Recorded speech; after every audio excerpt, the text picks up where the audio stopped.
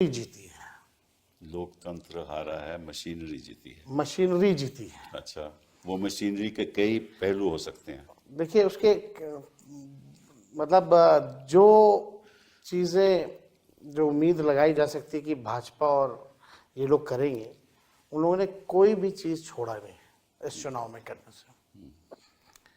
आप देखिएगा जो भी योजनाएं, हमारा जो विजन था, सबसे पहली बार चुनाव में से पहले हमने अपना विजन रखा था कि पेंशन हम बढ़ाएंगे, माई बहन मान योजना भी लाएंगे। ये सारी चीज़ों को देखिएगा तो सरकार ने उसको इम्प्लीमेंट किया। और ये 20 साल से इनको याद नहीं आ रहा था कि 400 से भी पेंशन बढ़ाना है। जब हमने कहा तब इन लोगों ने जो है वो इम्प्लीमेंट जो है किया।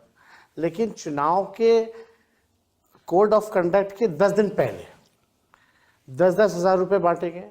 यानी वैसे अलग अलग योजनाओं के तहत लगभग 40,000 करोड़ रुपए जो है पूरे बिहार में लोगों के सीधे जो है बांटे गए। आप ये कह सकते हैं कि रिश्वत दी गई है पूरे चुनाव में।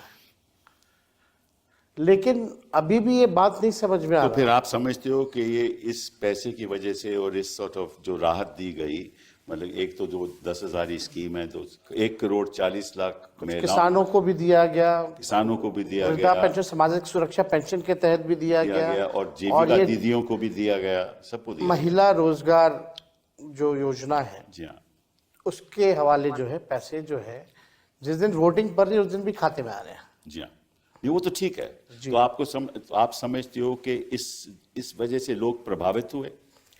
मेरे ख्याल से ये अगर आप देखेंगे तो बड़े इंटरेस्टिंग डेटाज हैं।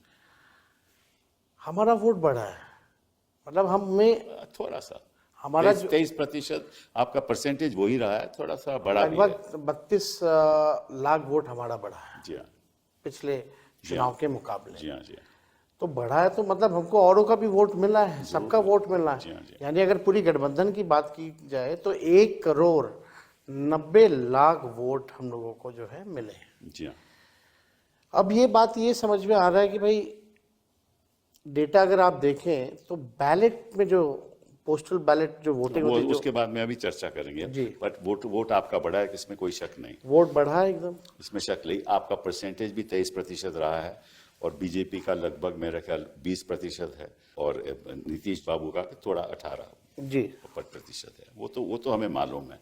लेकिन अगर उनका मिला लिया जाए तो उनकी जो परसेंटेज है आपसे कहीं ज्यादा है।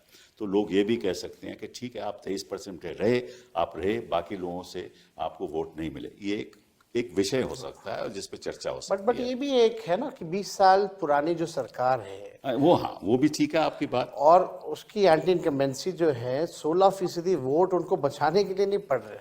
कभी भी अगर देखा गया है, अगर वोट की परसेंटेजेस बढ़े हैं तो वो बदलाव के लिए जैसे वोट पड़े हैं। बट अब बात पोस्टल बैलेट पे आती है। देखिए, जो पोस्टल बैलेट होते हैं उन्हीं लोगों के होते हैं जो सरकारी नौकरियों में हो, ठीक है ना। कोई शिक्षक इंस्पेक्टर होते हो, हैं, शिक्षक होते जो हैं, सर्विस में या होते सर्विस हैं, के लोग होते हैं, जो army on duty on election duty में लगना ठीक है होता ना। तो उनके और ये पढ़े लिखे लोग होते हैं जी।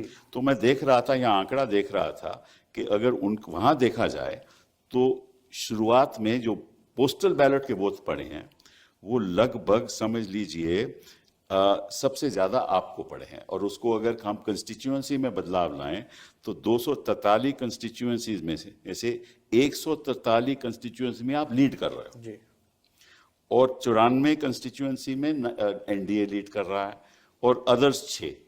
मतलब कि जो पढ़े लिखे लोग हैं वो बदलाव चाहते थे, ठीक है। और जो गरीब लोग हैं जो आपके साथ थे, ये नतीजा ये बतलाता है कि वो बदलाव नहीं चाहते थे।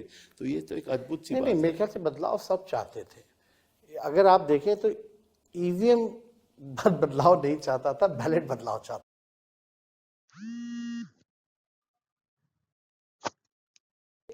कोई वैसे साइंटिफिक प्रूफ नहीं है, लेकिन I can sense, I can smell कि अदृश्य शक्तियां जो हैं उन्होंने अपना काम किया।